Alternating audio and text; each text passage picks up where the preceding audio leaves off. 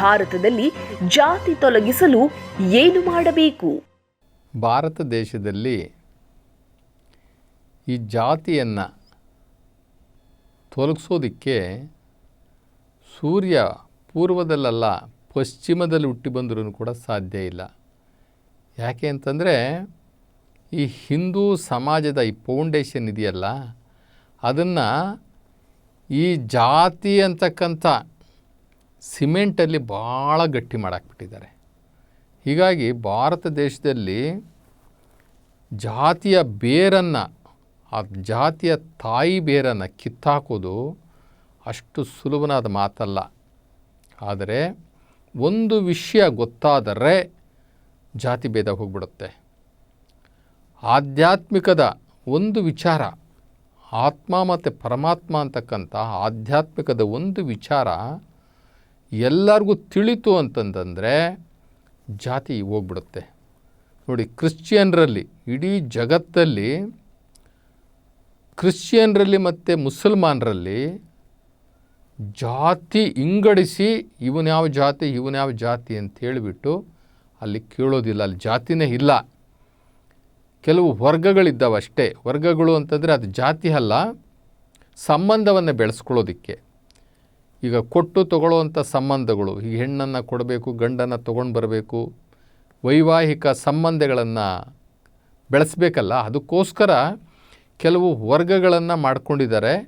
ಅದು ಬಿಟ್ಟರೆ ಜಾತಿ ಅಂತಕ್ಕಂಥದ್ದು ಇಲ್ಲವೇ ಇಲ್ಲ. ಯಾಕೆ ಅಂತಂದರೆ ಅಲ್ಲಿ ಅವರಿಗೆಲ್ಲ ಒಬ್ಬನೇ ದೇವನು, ಅವರಿಗೆಲ್ಲ ಒಬ್ಬೊಬ್ಬನೇ ದೇವ. ಆ ದೇವನನ್ನು ಆರಾಧನೆ ಮಾಡ್ತಕ್ಕಂಥವ್ರು ಎಲ್ಲರೂ ಕೂಡ ಒಂದು ತಂದೆಯ ಮಕ್ಕಳು ಅನ್ನುವ ರೀತಿ ಅವರು ತೀರ್ಮಾನ ಇದೆ ಅವರಲ್ಲಿ. ಒಬ್ಬ ತಂದೆಯನ್ನು, ಒಬ್ಬನೇ ದೇವನನ್ನು ನಂಬಿಕೊಂಡು ನಡೆದುಕೊಳ್ಳುವವರೆಲ್ಲರೂ ಕೂಡ ಅಲ್ಲಿ ಒಂದೇ ತಂದೆಯ ಮಕ್ಕಳಾಗಿರುವುದರಿಂದ ಅಲ್ಲಿ ಎಲ್ಲರೂ ಒಂದೇ ಜಾತಿ. ಯಾವ ಜಾತಿ? ಅದು ಕ್ರಿಶ್ಚಿಯನ್ ಅನ್ನೋದು ಒಂದೇ ಜಾತಿ ಅಥವಾ ಅದೇ ಧರ್ಮ. ಇಸ್ಲಾಮಿಕ್ ಅಂತಕ್ಕಂಥದ್ದು ಒಂದೇ ಜಾತಿ, ಅದೇ ಧರ್ಮ. ಆದರೆ ನಮ್ಮ ಭಾರತ ದೇಶದಲ್ಲಿ ಒಂದು ದೇವರಿದೆ, ಒಂದು ದೇವರಲ್ಲ, ಕೋಟಿ ಕೋಟಿ ದೇವರುಗಳು. ಆ ಕೋಟಿ ಕೋಟಿ ದೇವರುಗಳ್ನ ನಾವು ಮನೆತನದ ಆಧಾರದ ಮೇಲೆ ಹಂಚ್ಕೊಂಡ್ಬಿಟ್ಟಿದ್ದೀವಿ. ಮನೆತನದ ಎಷ್ಟು ನಮ್ಮ ಭಾರತ ದೇಶದಲ್ಲಿ ಮನೆತನಗಳಿದ್ದಾವೋ ಅಷ್ಟು ಮನೆತನಗಳ ರೀತಿಯಲ್ಲಿ ಹಂಚ್ಕೊಂಡು ಬಿಟ್ಟಿದ್ದೀವಿ. ನಮಗೆ ಒಬ್ಬನೇ ದೇವರು, ನಾವು ಒಬ್ಬನೇ ದೇವರ ಮಕ್ಕಳು ಅನ್ನುವಂತಹ ಕಲ್ಪನೆಯೇ ನಮಗಿಲ್ಲ, ಬರೋದೂ ಇಲ್ಲ, ಆ ಬರೋದಕ್ಕೆ ಸಾಧ್ಯವೂ ಇಲ್ಲ. ಯಾಕೆ ಅಂತಂದರೆ ಒಂದು ಕಾಲದಲ್ಲಿ ನಮ್ಮನ್ನು ಧಾರ್ಮಿಕವಾಗಿ, ಆಧ್ಯಾತ್ಮಿಕವಾಗಿ, ತಾರ್ಕಿಕವಾಗಿ, ತತ್ವದಲ್ಲಿ ನಮ್ಮನ್ನು ಆಳದಂಥವ್ರಿಗೆ ದೇವ್ರಿಗೆ ಗೊತ್ತಿಲ್ಲ. ಉದಾಹರಣೆಗೆ ವೈದಿಕರು ಅಂತ ತಿಳ್ಕೊಳ್ಳೋಣ, ಶಾಸ್ತ್ರಿಗಳು ಅಂತ ತಿಳ್ಕೊಳ್ಳೋಣ, ಅಥವಾ ಬ್ರಾಹ್ಮಣರು ಅಂತ ತಿಳ್ಕೊಳ್ಳೋಣ. ಅವ್ರಿಗೆ ದೇವ್ರಿಗೆ ಗೊತ್ತಿಲ್ಲ. 200% ಹೇಳ್ತೀನಿ, ಅವ್ರಿಗೆ ದೇವ್ರಿಗೆ ಗೊತ್ತಿಲ್ಲ. ಅವರೇ ಈ ದೇವತೆಗಳ ಆರಾಧನೆಯನ್ನು ನಮ್ಮ ದೇಶದಲ್ಲಿ ಪ್ರಾರಂಭ ಮಾಡಿದ್ದು. ದೇವತೆಗಳು, ಇವು ಏನೇನು ದೇವರುಗಳು ನಮಗೆ ಅವರು ಕೊಟ್ಟಿದ್ದಾರಲ್ಲ, ಆ ಕೊಟ್ಟ ದೇವರುಗಳಿಗೆಲ್ಲ ಮಂತ್ರಗಳು ಬರೆದಿದ್ದಾರಲ್ಲ, ಆ ಯಾವ ರೀತಿ ಪೂಜಾ ವಿಧಾನಗಳು ಬರೆದಿದ್ದಾರಲ್ಲ, ಆ ಎಲ್ಲ ದೇವತೆಗಳೇ ಅವರೆಲ್ಲ. ದೇವರು ಯಾರೂ ಅಲ್ಲ, ದೇವತೆಗಳು. ಅವರು ಇಷ್ಟ ಪ್ರಕಾರವಾಗಿ ದೇವತೆಗಳನ್ನು ಕೊಟ್ಟರು. ಅದು ಹೇಗೆ ಅಂದರೆ ಜಾತಿಗಳನ್ನು ನೋಡಿನೂ ಕೂಡ ದೇವರುಗಳು ಕೊಟ್ಟಿದ್ದಾರೆ. ಶೂದ್ರ ಜಾತಿಯವರಿಗೆ ಕುಡಿಯೋ ತಿನ್ನೋ ದೇವರುಗಳು ಕೊಡ್ತಾರೆ. ಇನ್ನು ಮಧ್ಯಮ ವರ್ಗದವರಿಗೆ ಶೌರ್ಯ, ಸಾಹಸ, ಹಣ, ಅಧಿಕಾರ, ವಿದ್ಯೆ ಅಂಥ ದೇವರುಗಳನ್ನ ಕೊಡ್ತಾರೆ. ಇನ್ನು ಅವರಿಗೆ ಸಾತ್ವಿಕ ಗುಣ ಇರತಕ್ಕಂಥ ದೇವರುಗಳನ್ನ ಅವರಿಟ್ಕೊಳ್ತಾರೆ.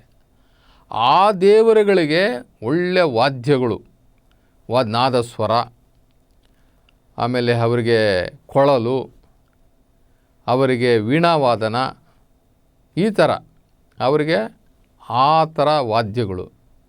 ಇನ್ನು ಉಳಿದವರಿಗೆ ತಮಟೆ, ಕುಣಿ ಕುಣಿ ಕುಣಿ ಕುಣಿ, ಅದು ನೆಗೆಟಿವ್ನ ಉತ್ಪತ್ತಿ ಮಾಡುವಂಥ, ನೆಗೆಟಿವ್ ಎನರ್ಜಿನ ಉತ್ಪತ್ತಿ ಮಾಡುವಂಥದ್ದು, ಡೋಲು, ಈ ಥರದ್ದು.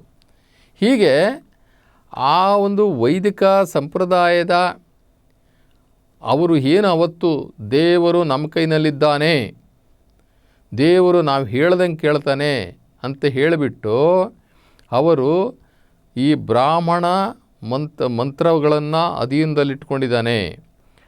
ಆ ಮಂತ್ರಗಳು ದೇವರನ್ನು ಅಧೀನವಾಗಿಟ್ಕೊಂಡಿದ್ದಾವೆ. ಆ ಮಂತ್ರಗಳನ್ನು ನಾವು ಅಧೀನದಲ್ಲಿಟ್ಕೊಂಡಿರೋದ್ರಿಂದ ನಾವು ಭೂಸುರರು, ಅಂದರೆ ನಾವು ಶ್ರೇಷ್ಠರು. ಆ ದೇವರು ಮಂತ್ರಕ್ಕೆ ಅಧೀನವಾಗಿದ್ದಾನಂತೆ. ಆ ಮಂತ್ರಗಳು ಬ್ರಾಹ್ಮಣರಿಗೆ ಅಧೀನ ಇರೋದ್ರಿಂದ ದೇವರನ್ನು ಇವರು ನೇರವಾಗಿ ಕಂಟ್ರೋಲ್ ಮಾಡ್ತೀವಿ ನಾವು ಅಂತ ಅವರು ಹೇಳ್ತಾರೆ. ನಾವು ಈ ಭೂಮಿಯಲ್ಲಿ ಅತ್ಯಂತ ಶ್ರೇಷ್ಠರು ಬ್ರಾಹ್ಮಣರು ಅಂತಂದರೆ ಬ್ರಹ್ಮಜ್ಞಾನವನ್ನು ಉಳ್ಳವರು. ಇವರಿಗೆ ಬ್ರಹ್ಮಜ್ಞಾನ ಅಂತಂದರೆ ಬ್ರಹ್ಮ ಅಂತಂದರೆ ಚತುರ್ಮುಖ ಬ್ರಹ್ಮ ಅಂತ ಇವರು ತಿಳ್ಕೊಂಬಿಟ್ಟಿದ್ದಾರೆ. ಚತುರ್ಮುಖ ಬ್ರಹ್ಮ ಅವನು ನಮ್ಮಂಗೆ ನಿಮ್ಮಂಗೆ ಹುಟ್ಟಿ ಸತ್ತಿರ್ತಕ್ಕಂಥ ಒಂದು ದೇವತೆ ಅಷ್ಟೇ. ದೇವತೆ ವಿಷ್ಣುನೂ ಕೂಡ ಒಂದು ದೇವತೆ. ಅವನು ಮಾಡಿದ ತಪ್ಪುಗಳಿಗೋಸ್ಕರ ಎಷ್ಟೋ ಜನ್ಮಗಳು ಹುಟ್ಟಿ ಬರ್ತಾನೆ. ಹೀಗೆ ಹುಟ್ಟಿ ಸತ್ತವರು ಯಾರೂ ಕೂಡ ದೇವರಾಗ್ಲಿಕ್ಕೆ ಆಗೋದಿಲ್ಲ. ದೇವರು ಹುಟ್ಟೋದು ಇಲ್ಲ, ದೇವರು ಸಾಯೋದು ಇಲ್ಲ. ಇವೆಲ್ಲರೂ ಕೂಡ ದೇವತೆಗಳು. ನಾವು ಮಾಡ್ಕೊಂಡಿದ್ದೀವಿ ಅವರನ್ನು ದೇವರು ಅಂತ ಹೇಳಿಬಿಟ್ಟು. ಆದ್ದರಿಂದ ಈ ದೇವತೆಗಳನ್ನು ನಾವು ಎಲ್ಲಿಯವರೆಗೆ ಪೂಜೆ ಮಾಡೋದು ನಾವು ಬಿಡೋದಿಲ್ವೋ ಅಲ್ಲಿವರೆಗೂ ಜಾತಿ ಹೋಗೋದಿಲ್ಲ. ಏಕೆಂದರೆ ಜಾತಿ ಪ್ರಕಾರವಾಗಿ ದೇವರುಗಳನ್ನ ಹಂಚಿಕೆ ಮಾಡಿ ಆಗೋಯ್ತು. ಇನ್ನು ಸಂವಿಧಾನದಲ್ಲಿ ಒಂದು ಬರಿಬೇಕಷ್ಟೇ, ಇಂತಿಂಥ ಜಾತಿಯವ್ರಿಗೆ ಇಂತಿಂಥ ದೇವರುಗಳು ಅಂತ ಹೇಳಿ ಬರೆಯೋದೊಂದು ಬಾಕಿ ಇದೆ.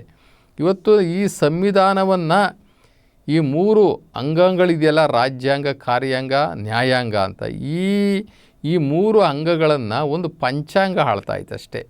ಒಂದು ಪಂಚಾಂಗ ಕಂಟ್ರೋಲ್ ಮಾಡ್ತಾಯಿತ್ತು. ಇಡೀ ದೇಶವನ್ನು ಒಂದು ಪಂಚಾಂಗ ಕಂಟ್ರೋಲ್ ಮಾಡ್ತಾಯಿತ್ತೆ. ಆ ಪಂಚಾಂಗದಲ್ಲಿ ಬರ್ತಕ್ಕಂಥ ಎಲ್ಲ ಮೂಢನಂಬಿಕೆಗಳು, ಎಲ್ಲ ಈ ದೇವತಾ ಆರಾಧನೆಗಳು, ದೇವತಾ ಪೂಜೆಗಳು ಇವೆಲ್ಲ ಇದೆಯಲ್ಲ, ಈ ದೇವತೆಗಳನ್ನು ಪೂಜೆ ಮಾಡೋದು ಇದರ ತುಂಬೋಗಿರೋದ್ರಿಂದ ನಾವು ಈ ಜಾತಿಯನ್ನು ಈ ಭಾರತ ದೇಶ ತೆಗಿಲಿಕ್ಕೆ ಆಗೋದಿಲ್ಲ. ನಾವು ಯಾವತ್ತೂ ನಿರಾಕಾರ ಪರಮಾತ್ಮ ಶಿವನೊಬ್ಬನೇ ಇದ್ದಾನೆ ಅಂತೇಳಿಬಿಟ್ಟು ಈ ಭೂಮಿಯಲ್ಲಿ ಶೈವರು ಪ್ರಾರಂಭದಲ್ಲಿ ಆ ದ್ರಾವಿಡರು ಅನ್ನಿಸ್ಕೊಂಡಿರ್ತಕ್ಕಂಥ ಶೈವರು ಹೇಳಿದ್ರಲ್ಲ, ಅದೊಂದೇ ಸತ್ಯ. ನಂತರ ಅದು ಹೋಯಿತು, ಅದು ಗಾಳಿಗೆ ಹೋಯಿತು. ಇವತ್ತು ದೇವತೆಗಳ ಆರಾಧನೆ ಮಾತ್ರನೇ ನಿಂತ್ಕೊಂಡಿದೆ. ದೇವನ ಆರಾಧನೆ ಇಲ್ಲವೇ ಇಲ್ಲ. ನಮ್ಮ ದೇಶದಲ್ಲಿ ದೇವನ ಆರಾಧನೆ ಇಲ್ಲವೇ ಇಲ್ಲ. ಆ ದೇವ ಯಾರು? ಒಬ್ಬನೇ ದೇವ. ಇಡೀ ಭಾರತ ದೇಶಕ್ಕೆ ಒಬ್ಬನೇ ದೇವ ಇದ್ದಾನೆ. ಅದೇ ದೇವನನ್ನು ಬೇರೆ ದೇಶದವರು ಬೇರೆ ಬೇರೆ ಹೆಸರಲ್ಲಿ ಕರ್ಕೊಳ್ತಾರೆ. ಅದು ನಮ್ಮ ಭಾರತ ದೇಶದಲ್ಲಿ ಒಬ್ಬನೇ ದೇವ, ಅವನು ನಿರಾಕಾರ. ಅವನಿಗೆ ನಾವು ಶಿವ ಅಂತ ಕರಿತೀವಿ.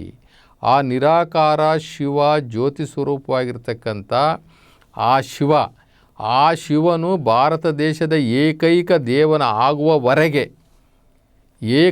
ದೇವನಾಗುವವರೆಗೆ ಜಾತಿ ನಿರ್ಮೂಲನೆ ಆಗೋದಿಲ್ಲ.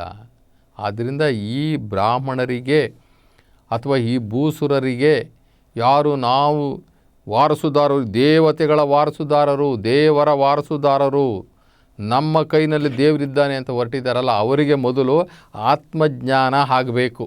ನಾನೊಂದು ಆತ್ಮ, ನಾನು ಶರೀರ ಅಲ್ಲ, ನಾನೊಂದು ಆತ್ಮ. ಈ ಭಾರತ ದೇಶದಲ್ಲಿರ್ತಕ್ಕಂಥವ್ರು ಎಲ್ಲರೂ ಆತ್ಮಗಳು. ನಾವು ದೇಹವನ್ನು ನೋಡಿ ಜಾತಿಗಳನ್ನ ವಿಂಗಡಿಸ್ತಾ ಇದ್ದೀವಿ, ಬಣ್ಣಗಳನ್ನು ನೋಡಿ ಜಾತಿ ವಿಂಗಡಿಸ್ತಾ ಇದ್ದೀವಿ. ಈ ಜಾತಿ ದೇಹಕ್ಕೆ ಸಂಬಂಧಪಟ್ಟಿದ್ದೇ ಹೊರತು ಆತ್ಮಕ್ಕೆ ಸಂಬಂಧಪಟ್ಟಿಲ್ಲ. ಆತ್ಮಕ್ಕೆ ಜಾತಿನೇ ಇಲ್ಲ. ನಾವು ಯಾವತ್ತೂ ಭಾರತ ದೇಶದಲ್ಲಿರ್ತಕ್ಕಂಥವ್ರು ಎಲ್ಲರೂ ಕೂಡ ಆತ್ಮಗಳು. ನಾವೆಲ್ಲ ಆತ್ಮಗಳು. ನಮ್ಮ ತಂದೆ ಆ ಶಿವ ಪರಮಾತ್ಮ ಅನ್ನುವಂತಹ ನಿರ್ಧಾರ ಎಲ್ಲಿವರೆಗೂ ಬರೋದಿಲ್ಲ ಅಲ್ಲಿವರೆಗೂ ಜಾತಿ ಹೋಗೋದಿಲ್ಲ. ನಾವು ದೇಹವನ್ನು ನೋಡಿ ಜಾತಿ ಕಟ್ತಾ ಇದ್ದೀವಿ, ಆದರೆ ಆತ್ಮಕ್ಕೆ ನಾವು ಜಾತಿ ಕಟ್ಟೋಕ್ಕಾಗೋದಿಲ್ಲ. ಆತ್ಮ ಮತ್ತು ಪರಮಾತ್ಮ, ಆ ಶಿವ ಪರಮಾತ್ಮನ ಜ್ಞಾನ ನಮ್ಮ ಬ್ರಾಹ್ಮಣರಿಗೆ ಅಥವಾ ಯಾರು ಮುಂಚೂಣಿಯಲ್ಲಿ ಧಾರ್ಮಿಕತೆಯ ಜವಾಬ್ದಾರಿ ತಗೊಂಡು ಮಾಲೀಕತ್ವ ತಗೊಂಡು ಮುಂದೆ ಇದ್ದಾರಲ್ಲ, ಅವರಿಗೆ ಆತ್ಮ ಮತ್ತು ಪರಮಾತ್ಮನ ಜ್ಞಾನ ತಿಳಿಯಲ್ವೋ ಅಲ್ಲಿವರೆಗೂ ಈ ದೇವತೆಗಳ ಆರಾಧನೆ ಹೋಗೋದಿಲ್ಲ. ಈ ದೇವತೆಗಳ ಆರಾಧನೆ ಹೋಗದೆ ಯಾವತ್ತು ಹೋಗುತ್ತೋ ಅವತ್ತು ಮಾತ್ರ ಜಾತಿ ತೊಲಗುತ್ತೆ. ನೋಡಿ, ಈಗ ದೇಹದಲ್ಲಿ ಎಲ್ಲರಿಗೂ ಆತ್ಮ ಇದೆ. ಈ ಜಾತಿ ಎಲ್ಲಿ ನೋಡ್ತೀವಿ ನಾವು? ಶರೀರವನ್ನು ನೋಡಿ ಜಾತಿಯನ್ನು ಗುರುತಿಸ್ತಾ ಇದ್ವಿ. ಈ ಶರೀರ ಮಲೆ ಮುಡಿ ಬಂದರೆ ಹೆಣ್ಣೆಂಬರು, ಗಡ್ಡ ಮೀಸೆ ಬಂದರೆ ಗಂಡೆಂಬರು. ಒಳಗೆ ಸುಳಿವ ಆತ್ಮನು ಹೆಣ್ಣು ಅಲ್ಲ ಗಂಡು ಅಲ್ಲ. ಅದು ಹೆಣ್ಣು ಅಲ್ಲ ಗಂಡು ಅಲ್ಲ, ಆತ್ಮಕ್ಕೆ ಜಾತಿನೂ ಇಲ್ಲ. ಇನ್ನು ಬರೀ ದೇಹಕ್ಕೆ ಯಾಕೆ ನಾವು ಜಾತಿ ಕಟ್ತಾ ಇದ್ದೀವಿ? ಒಬ್ಬನೇ ದೇವ, ಒಂದೇ ಭೂಮಿ, ಒಂದೇ ಸೂರ್ಯ, ಎಲ್ಲರಿಗೂ ಒಂದೇ ಗಾಳಿ, ಒಂದೇ ಜಗತ್ತು. ನಾವೆಲ್ಲ ಆತ್ಮಗಳು, ನಾವೆಲ್ಲ ಒಬ್ಬ ದೇವನಿಂದ ಸೃಷ್ಟಿಯಾಗಿರ್ತಕ್ಕಂಥವ್ರು. ನಾವೆಲ್ಲ ಒಬ್ಬ ದೇವ, ನಿರಾಕಾರ ಶಿವ. ಆ ನಿರಾಕಾರ ಶಿವ ಒಬ್ಬ ದೇವನಿಂದ ನಾವೆಲ್ಲ ಸೃಷ್ಟಿಯಾಗಿರ್ತಕ್ಕಂಥವ್ರು. ಈ ಭಾವನೆ ಬರಬೇಕು. ನಾವು ಈ ಶರೀರಧಾರಿಗಳಲ್ಲ, ಈ ಶರೀರದಲ್ಲಿರ್ತಕ್ಕಂಥ ಆತ್ಮ ಇದೆಲ್ಲ ಆತ್ಮಗಳು. ಆತ್ಮಕ್ಕೆ ಜಾತಿ ಇಲ್ಲ. ಈ ಜಾತಿ ಭೇದ ಮಾಡೋರಿಗೆ ಆತ್ಮಜ್ಞಾನ ಗೊತ್ತಿಲ್ಲ. ಆ ನಿರಾಕಾರ ಶಿವ ಗೊತ್ತೇ ಇಲ್ಲ ಇವರಿಗೆ.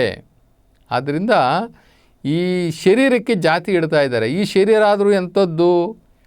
ಈ ಎಲುಬಿನ ಕಾಯಕ್ಕೆ ಚರ್ಮದ ಹೊದಿಕೆ, ಮಲಮೂತ್ರ ಕ್ರಿಮಿ ಕೀಟಗಳ ಒಳಗಡೆ ಇರತಕ್ಕಂಥ ಈ ದೇಹಕ್ಕೆ ಕುಲ ಯಾವುದಯ್ಯ ಅಂತ ಕೇಳ್ತಾರೆ. ಯಾರು? ಸರ್ವಜ್ಞ ಮೂರ್ತಿ. ಕುಲ ಯಾವುದಯ್ಯ ಈ ಶರೀರಕ್ಕೆ?